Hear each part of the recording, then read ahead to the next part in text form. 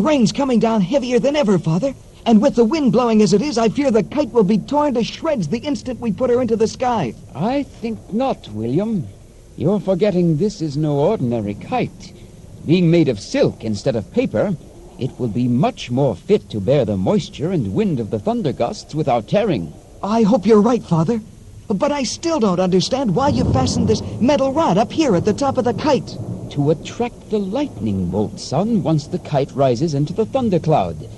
As soon as the kite and the string become wet enough to conduct the lightning flashes freely, the bolts should travel straight down the kite string.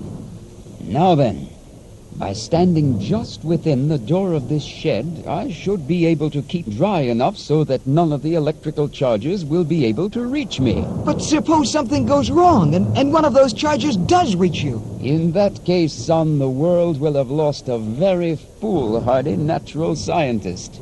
But come, my boy, we're wasting precious time. We have an experiment to perform.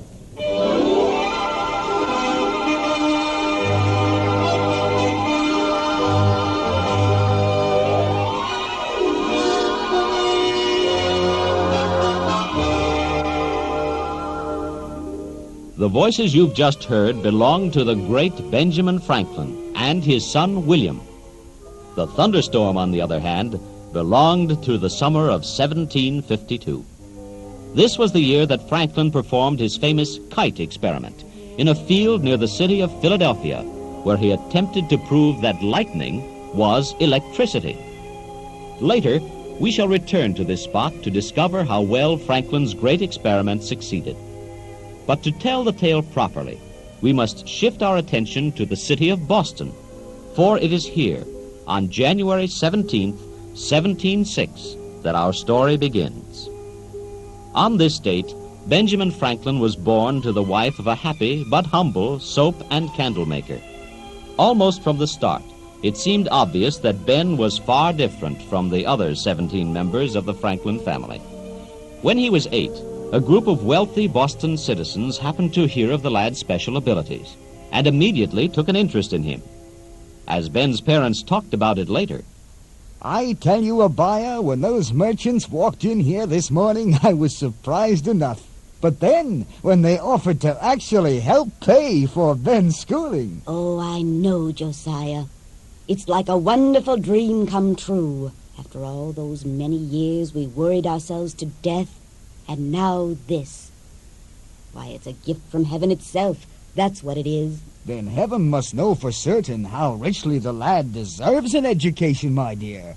Why, just look at him. Taught himself to read at 5, and now at 8 he can read the entire Bible cover to cover. If he's done this well at home, Josiah, why, in school he'll surely be at the head of his class.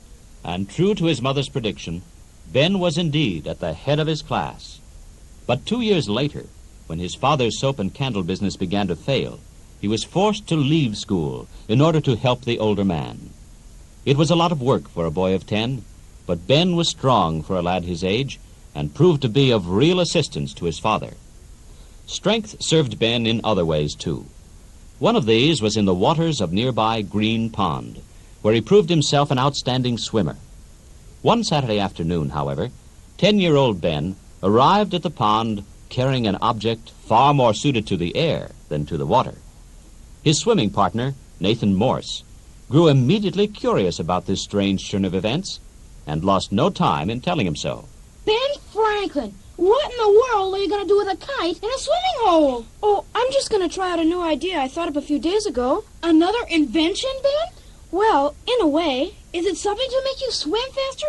Like those wooden water paddles you invented last week? Well, yes, in a way.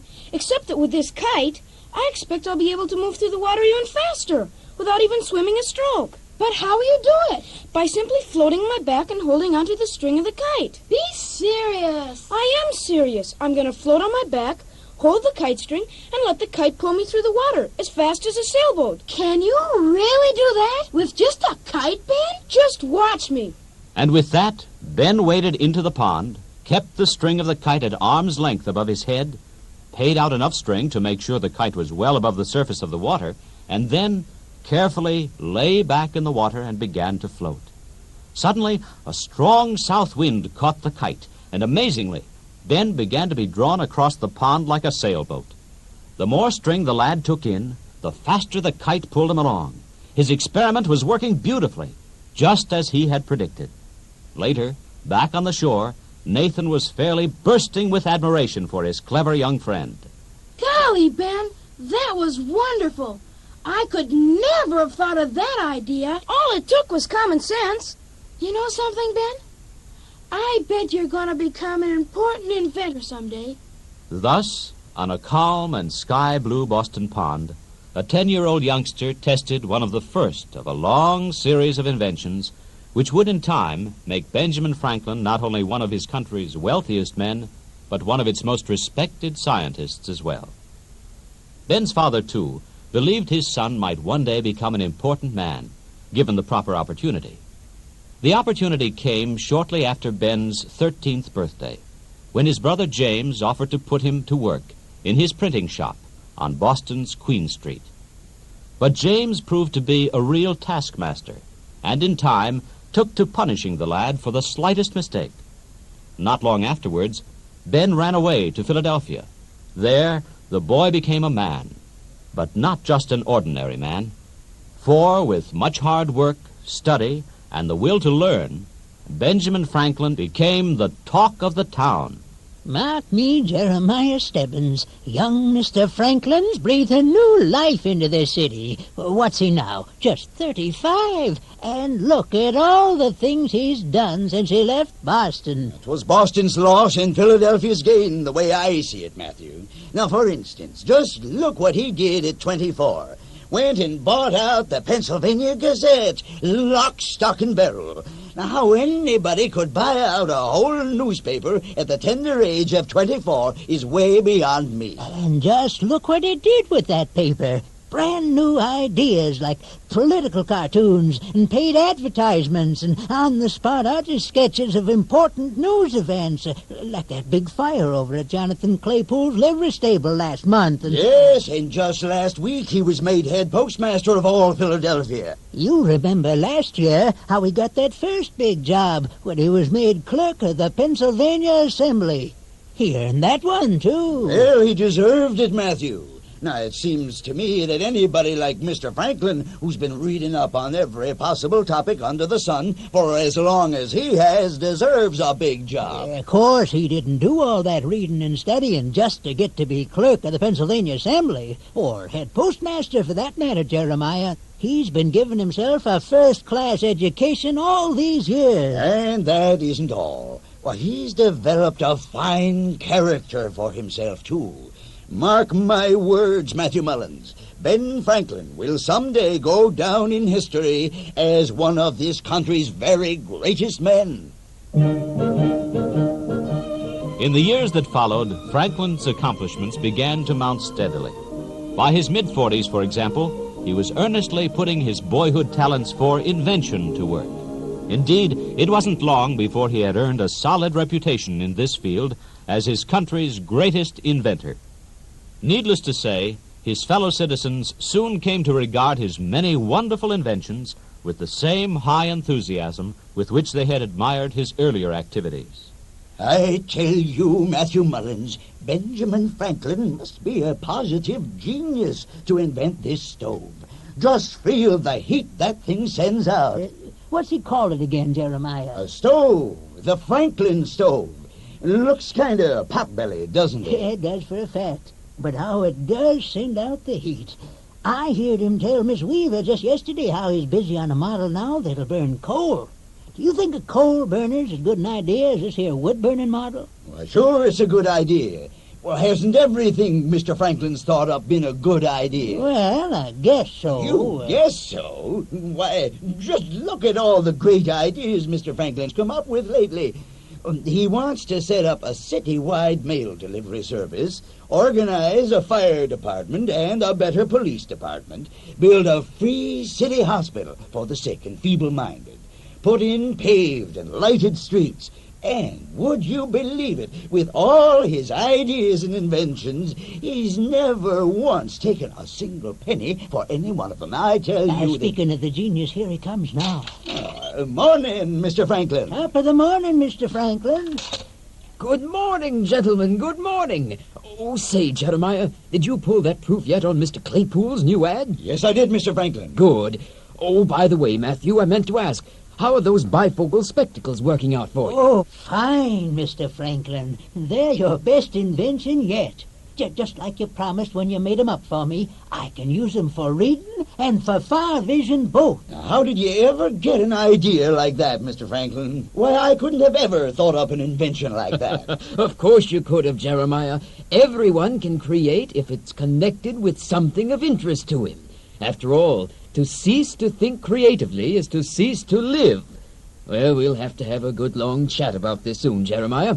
But for the moment, I've got to take a turn over to Mr. Claypool's livery stable now and deliver that lightning rod I promised him last week. Now, this lightning rod, Mr. Franklin, did you invent that, too? Well, of course he invented the lightning rod. Honestly, Matthew Mullins, your memory is about as dependable as a kite in a thunderstorm. What was that, Jeremiah?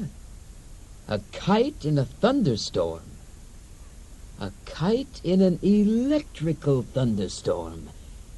Yes, that's it. Gentlemen, you may not realize it, but you've just given me a very exciting idea.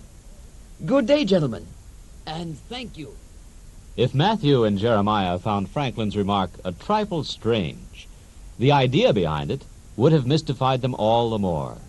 For the inventor, in the next moment, began to lay plans for a very spectacular experiment.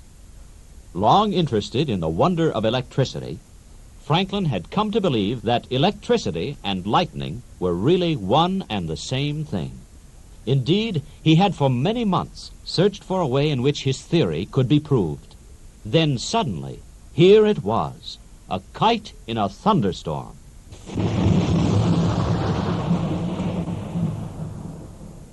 Soon, Philadelphia was rocked with the most violent thunderstorm of that rainy summer of 1752. When the first drops began to fall, Franklin gathered up his precious kite, and then, with his 21-year-old son William, headed for a great open field on the outskirts of the city. Upon reaching the field, the two took shelter from the driving wind and rain in a nearby shed. As William peered out from the shed's open door at the angry black clouds above, he could no longer hide his concern for the outcome of the experiment, which was about to take place. The rain's coming down heavier than ever, Father. And with the wind blowing as it is, I fear the kite will be torn to shreds the instant we put her into the sky. I think not, William. You're forgetting this is no ordinary kite. Being made of silk instead of paper, it will be much more fit to bear the moisture and wind of the thunder gusts without tearing. I hope you're right, Father. But I still don't understand why you fastened this metal rod up here at the top of the kite. To attract the lightning bolt, son, once the kite rises into the thundercloud. As soon as the kite and the string become wet enough to conduct the lightning flashes freely, the bolt should travel straight down the kite string. And right into your hand? Why, the first lightning flash will kill you instantly. No, it won't, William, because the lightning will never reach my hand. It will travel instead into this metal key I fastened here at the end of the string, where it will be passed off into the air as a shower of sparks. But how will you hold the key in your hand if it keeps sending off sparks every time a lightning bolt hits the kite? I won't be holding the key, William. Rather, I'll be holding this length of silk ribbon, which I'm about to tie to the end of the string here. There we are. That should be secure enough. Now then, by standing just within the door of this shed, I should be able to keep the ribbon dry enough so that none of the electrical charges will be able to reach me. But suppose something goes wrong and one of those charges does reach you. In that case, son, the world will have lost a very foolhardy natural scientist. But come, my boy, we're wasting precious time. We have an experiment to perform. With those words, William picked up the kite, dashed out the door, bulleted into the field, and ran the kite into the air. Almost the instant he returned to the protection of the shed, things began to happen. There it goes, William. The kite's just been hit. Now, if my theory is correct about lightning and electricity being the same, the kite will be thoroughly electrified in just another moment. And when that happens, I'll be minus a father. If you don't keep that ribbon dry. Get back into the shed, sir, before you kill yourself. I'm afraid my enthusiasm ran away with my better judgment for a moment there, William. From now on, There's the brightest flash of all, Father. It's lighting up the whole sky. The key, William! Look at the key! Now who can say lightning and electricity aren't identical? And the metal key sent out a shower of sparks whose brilliance all but rivaled the magnitude of the lightning itself. Thus, Franklin's great experiment was brought to a safe and successful conclusion, for it firmly established his long-held belief that lightning and electricity are really one and the same thing. Beyond the realm of his inventions and discoveries, there lay other lands for Benjamin Franklin to conquer. Indeed, in his 84 years, he was to become all things to all people. Poet, patriot, prophet, scientist, salesman, statesman, printer, publisher, philosopher, soldier, scholar, citizen.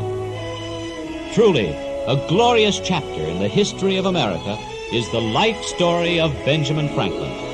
He was our first great scientist, first great inventor, and greatest all around America.